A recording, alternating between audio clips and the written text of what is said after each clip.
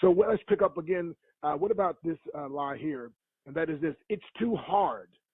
I don't have what it takes. Right? In other words, in the midst of things and building a business and building relationships and going through everyday life, the lie comes into our mind. It's too hard. I don't have what it takes. And again, my friend, the scriptures in Jeremiah 7:8, behold, you trust in lying words that cannot profit. And if you trust, remember, as a man thinketh in his heart, so is he. Proverbs 18:21, death and life are in the power of the tongue. So again, my friend, if there's lies that we believe in, that we're literally, it's in our mind and then it comes out of our mouth, now we're locked into something that's a lie that doesn't have to be. And so it's a lie that binds us, that keeps us back. And so it's time to break through those lies. I don't know how many times throughout my life, whether in business or, in martial arts, it's just too hard. I don't have what it takes. And so, my friend, I'm telling you, that's a lie. And here's what I want you to know. You have what it takes. Now, ooh, this is good right here.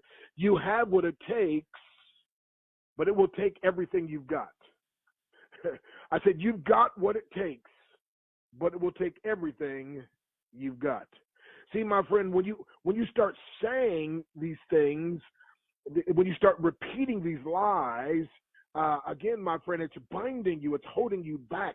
And so, my friend, I keep saying this: if God did it for somebody, he can do it for anybody, but he didn't just make you an anybody, he made you a somebody. So if there's just one person on the earth that has done it, we know for sure it can be done. But if there's no person on the earth that's done it, if God puts it in your heart, then that means it can be done, my friend. And so again, you've got what it takes, but it'll take everything you've got. And sometimes, again, my friend, there's a pressing period. There's an expanding period.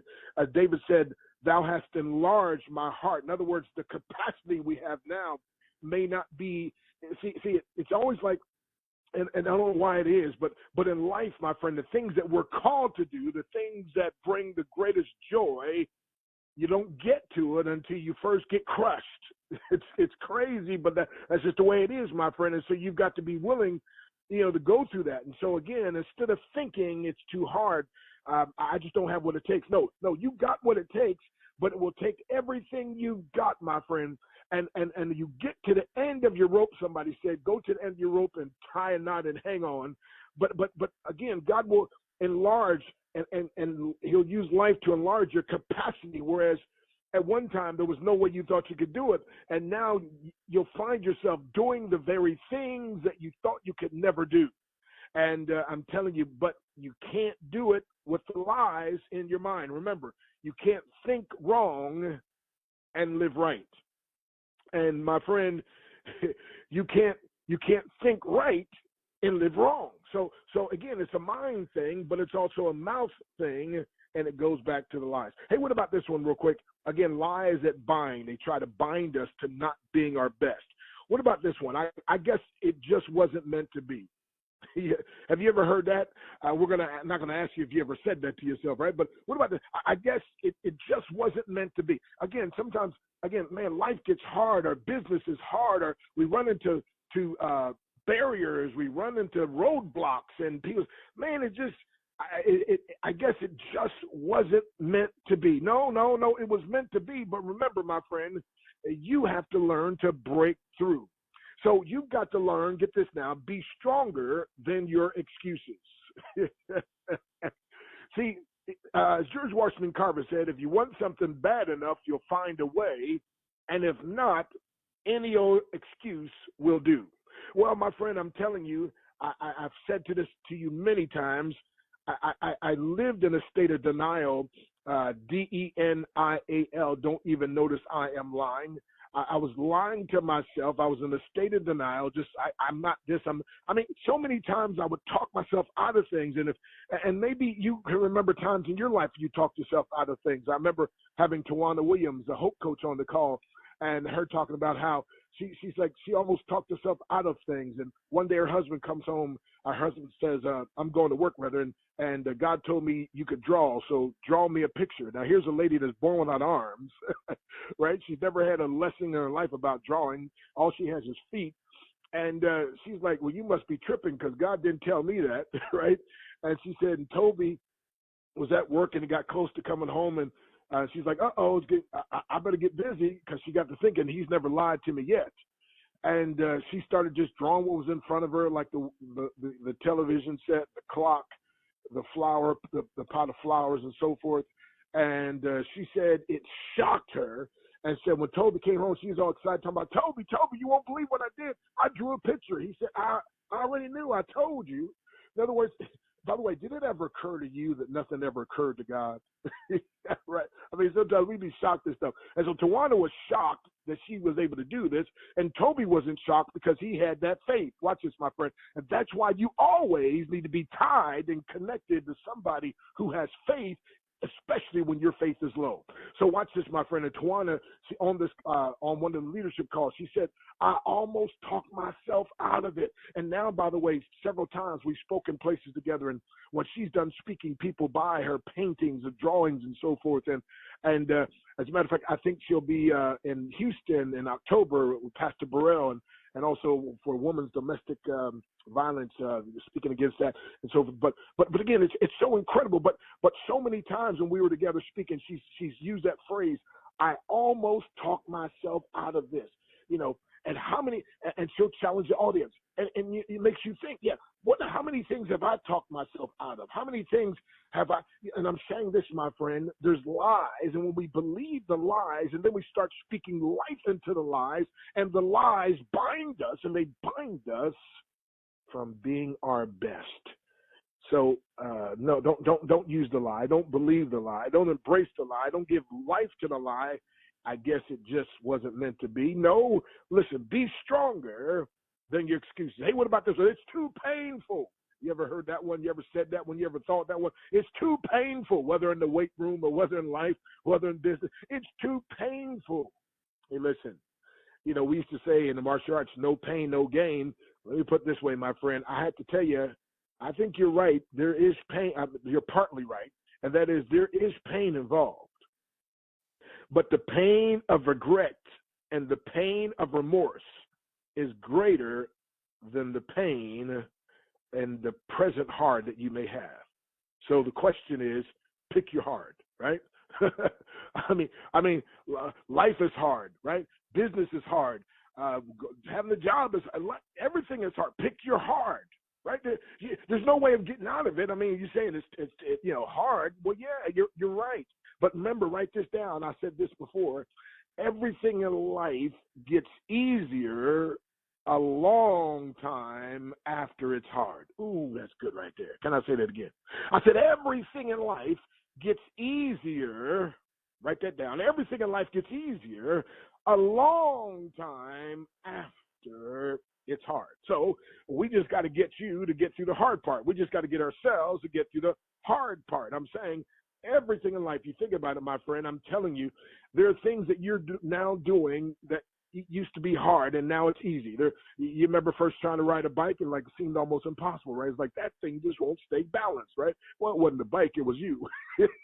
but I'm saying it was hard at first, and guess what? Now you've done it, and now you can go years, even decades without riding a bike, pick it up, my friend, and just start riding again. I'm saying, listen, everything in life gets easier a long time after it's hard. The problem is we get too impatient. The problem is we start focusing on the wrong things, my friend. We start focusing on how hard something may be now, but instead of focusing on it will get easier the longer that I do this. I've told you many, many times, I don't have to go through it in detail, but speaking to me was hard. I used to see people speak, and I'd watch, and I was like, that's impossible. How do you do that? How do you know what to say? How can you keep talking like that? And especially people without notes, like that's like impossible, right? I mean, there's no way. And now that's what I've been doing for many, many decades, right? And now I get people saying that to me, and I'm like, hey, listen, I'm going to tell you something. I used to be where you are, but I'm telling you, you just got to get started. You got to get started like I got decades and decades ago, and I was terrible. But guess what, my friend? I just continued on. I'm saying everything in life gets easier a long time after it's hard. And sometimes it's that hard part and some people's longer is longer than other people, right? I mean, that's why we want mentorship, and that's why we want books and seminars and tapes and calls and things like this because we want to shorten that period, right? I don't know what your long is. I just know that everybody, I said everybody, goes through the same thing. Now, again, different people have gifts and talents in the area of their gifting. It may come easier to them, but I'm telling you, in life, basically everything in life gets easier a long time after it's hard. You just have to be committed to the end process. Remember I said, don't allow the pain of the process to keep you from your promise. And then remember I said, don't allow the pace of the process rather, to keep you from your promise. So it's painful sometimes, but also the pace may be too slow for us, right? It's like we're like that caterpillar in a cocoon, like, Harry, I want to get out of here. No, it's a process. And like a baby in the womb, hey, I want to get out of here. No. It's a certain process of time. And then you can come out. But I'm saying everything in life is easy. It's easier, but it's a long time after it's hard. Hey, next thing real quick. Here's another lie. If my circumstances were different, I would be different, right? If my circumstances would be different, I would be different. No, listen. See, B.F. Skinner used to teach that years ago. You're a product of your environment. Well, that's not wrong. That's not right. Why? Because you have people in the Adam and Eve were in perfect environment and messed up. It wasn't the environment, right? And then you got other folks who grew up in a terrible environment and they grew up. I mean, it's amazing to see children who are raised by good, God-fearing parents and come out like the devil, and other folks that come up in a household where the parents pay them no mind, and sometimes the parents are alcoholics or hooked on drugs, and those children come out like angels. Like, it's like, what in the world? It's just sometimes but why? Because it's not that you're a product of your environment per se. It's not the outside environment. Here's what you are a product of. If you want to say you're a product of your environment, I would adjust that to say you're a product of the environment of your mind. Ooh, come on, somebody. See, there's many stories of twins and our two children come up in the same environment. One goes, way to the left. The other one goes to the right. It's like same household, same parents, same everything. What was the difference? It's the same environment. No, it's the environment of their mind. See, it's not what happens to you in life, it's how you respond to it. So it's what's going on, the environment of your mind, what's going on in your mind. That's why, again, as a man thinketh in his heart, so is he. That's why it's so important about your thought life. And your thought life is based on, again, on what you're thinking. But oftentimes, my friend, your thinking is influenced by what you're hearing. And that's why we want you to keep hearing these things that are challenging you, hearing these things that are encouraging you, hearing these things that will uplift you and empower you, my friend, to be all that God would have you to be. And so, again, my friend, these are lies that bind. The lies that bind us from being our best. So it's time to break free. So it's not your circumstances. It's you. Stop saying if my circumstances were different, I'd be different. No, say if you would be different, your circumstances would be different. Hey, next thing real quick. Now, here's a lie. Oh, my goodness. This is a lie that costs me dearly. Taking time to rest is wasteful. Taking time to rest is wasteful, right? Again, some of us that have that type A driven personality, some of us that have that get up and go, right? And it's like we got to change, be part of changing the world and doing what we can do, and and all that. But I used to think that taking time to rest was wasteful, and my friend, that literally almost took me out. Why? Because I didn't understand back then. It's like one gentleman explained to me, even if you eat decent food, so forth, said if you don't give your body time to rest, it's like putting your car into a shop if it has a problem, but you pull it back out before the mechanic has time to fix it. And when we're sleeping and resting is when the body is rejuvenating itself, is when the body is rebuilding itself and preparing itself for the next day. It's when the body is taking what good nutrients you put in your body, and it's now using those things to rebuild and replenish and so forth. But if you don't rest And again, if you don't, if you do like I did years ago, and you mistakenly think, if I just stay in high gear all the time, if I just never take a vacation because somebody older and wiser than I thought was, well, he weren't wise in that area. But anyway, old pastor friend, pastor that I had said I never had a vacation I hadn't had a vacation in 18 years. I'm thinking, well, he's older, he's wiser. Let me do the same thing, right? Well, no. Anyway, but here's what I'm saying. I then started understanding after I had my burnout, after I had my collapse, my friend, that no, rest. Listen, sleep is not wasteful. And I used to say stuff like, I can sleep when I get to heaven. Well, I almost went to heaven sooner, right? Because I eventually collapsed. So again, that's a lie, my friend, and you got to break through it, okay? So you don't want to be, as Jeremiah 7:8 says, ye trust in lying words that cannot profit. We want the truth that can only profit. But what about this one? Now, we're changing here, but still lie. What about this one? I've got to have a good job. Yeah, I've got to have a good job. Yeah, again, it's amazing, but all over the United States, people have been taught, go to school, get good grades, go to college, get a job, and live happily ever after. And that formula doesn't work. And people are thinking, well, I just got to get a good job. So I was talking to one of my sons, and I said, what is the purpose, by the way, of going to college? And well, so I can get a better job. Okay, and what's the purpose of having a better job? Well, so I can take better care of my financial situation and also have enough extra to bless other people.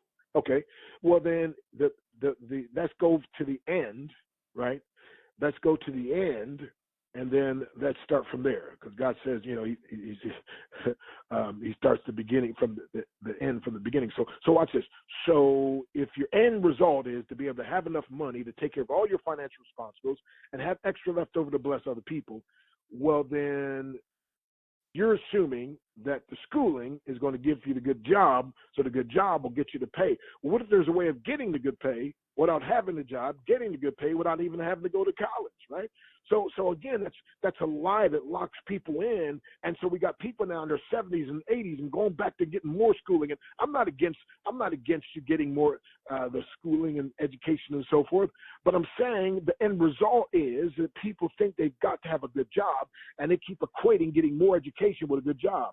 And of course, my story.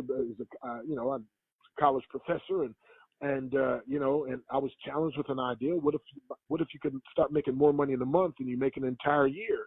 And I'm thinking, I've been to college 12 years. Regular school 12 years, college, graduate, postgraduate work 12 years. That's 24 years of my life. I'm not going back to school another day of my life. And I kept equating getting more degrees. I kept equating going to more school. And they said, no, we'll mentor you. See, there is a need for education, but it's a different kind of education. It's an empowering education, and not an education that, by the way, that's based on a bunch of lies that keep you locked into their system. And so, but when you hold on to that lie, I got to have a good job. No, you got to have good income is what you mean. And to have good income, my friend, doesn't necessitate having to have a job. And again, nothing wrong with having a job. Well, no, there's something wrong with having a job. I'll go through this again. Instead of having a job, you need to switch and have a paid internship. And a paid internship is when you now are allowing these people to pay you to learn some things and practice things that one day you'll put into practice in your own business. By the way, in the Bible, there's only two kind of people that had jobs, servants and slaves. Everybody else had a business, and they bartered their services one to another, right? So I'm a big proponent of the business. But again, the end result, what's the end result is being able to have enough financially, not just to take care of you and your responsibilities, but to be able to bless other people. Well, that doesn't mean you have to just have a good job to get there, right? And at the same token, those of us in the home-based business arena that have made money, it's not making like people have a job is like that's the worst thing you can do. No, the Bible says in all labor there's profit. Thank God for the job, but again, change it and make it a paid internship. And now, my friend, you'll probably show up early, stay late. Again, everything changed. Why? Because of your attitude. Remember, again, if my circumstances were different, I would be different. No, if you're different, your circumstances would be different. So you can be in the same situation, but change your attitude, and and the attitude is right, everything else is right. So, so I want you to think about that for a minute, because again, that's a lie that binds a lot of people, and their whole objective in life is I've got to get this good job, and oftentimes having that good job necessitates doing things against your own intentions, your own character, right? Doing things that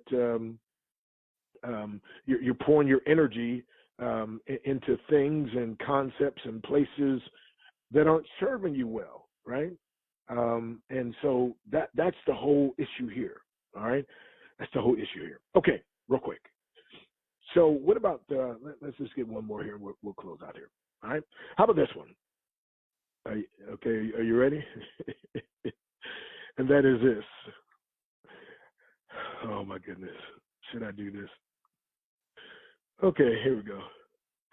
How about this? And this is in dealing with people, and that is this. Are they're just destined to fail, right? Sometimes people say I'm destined to fail, but dealing with people is like, well, they're just destined to fail, so there's nothing good in them, right? Especially when we're talking about a home-based business and working with other people. Which, by the way, incidentally, the whole thing of getting along with other people, they say that the number one reason why missionaries come back off the field isn't because of how hard it is, isn't because of financial situation. It's because they can't get along with the other missionaries, right? Interpersonal situations. And so in this business of a home-based business, it's dealing and working with people. But get this.